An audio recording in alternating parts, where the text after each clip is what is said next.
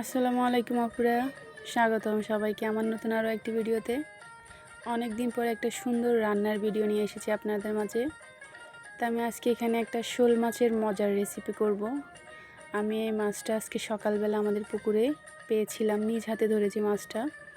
দেখেন মাছটার মধ্যে কি সুন্দর ডিমও হয়েছে। তো আমি মাছটাকে কেটে ধুয়ে পরিষ্কার করে নুন হলুদ মেখে কিছুক্ষণ রেখে দেব। এতে করে হয় কি, মাছের স্বাদটা আরও দ্বিগুণ হয়ে যায়।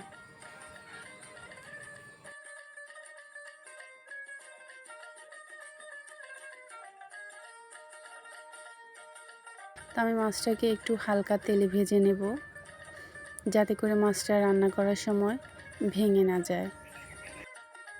এখানে আমার মাছ ভাজা হয়ে গেছে, মাছগুলোকে আমি তুলে নিচ্ছি।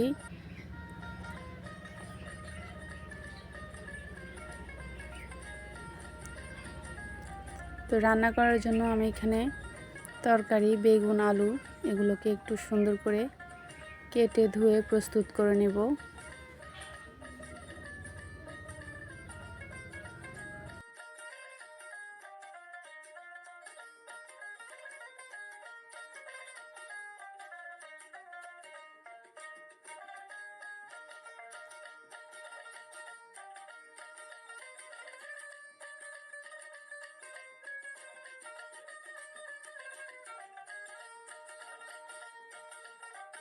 তো আমার রান্নার জন্য চুলায় কড়াই বসিয়ে দিয়েছি, সবজি প্রস্তুত করা শেষ।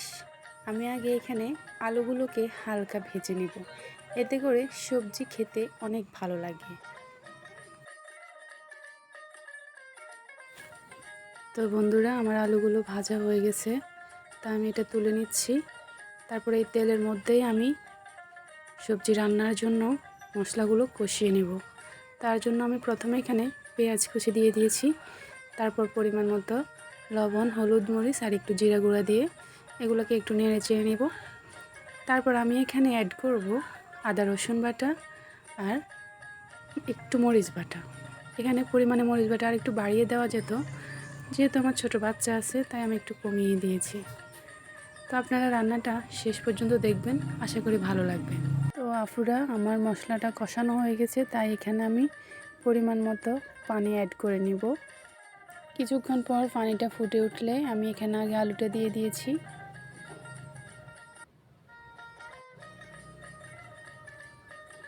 আলুটাকে 5-10 মিনিট কষানোর পরে তারপর আমি এখানে বেগুন দিয়ে দিলাম, বেগুন দিয়ে ঢাকা দিয়ে দিব।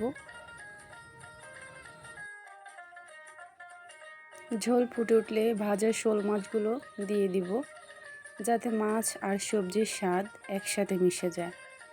দেখুন কি সুন্দর রং চলে এসেছে ঝোলে।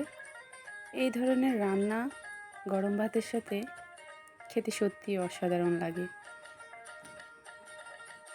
গ্রামের রান্নাগুলোয় খুব বেশি মশলা লাগে না, সহজ উপকরণেই আসল স্বাদটা বের হয়ে আসে। অবশেষে তৈরি হয়ে গেল আমাদের আজকের টাটকা শোল মাছের ঝোল বেগুন আর আলু দিয়ে। গ্রামের সহজ সরল রান্না, কিন্তু স্বাদে একদম অতুলনীয়। ভিডিওটি ভালো লাগলে অবশ্যই লাইক কমেন্ট আর শেয়ার করবেন। আর এমন গ্রাম বাংলার রান্না দেখতে চ্যানেলটি সাবস্ক্রাইব করে পাশেই থাকুন। ধন্যবাদ সবাইকে।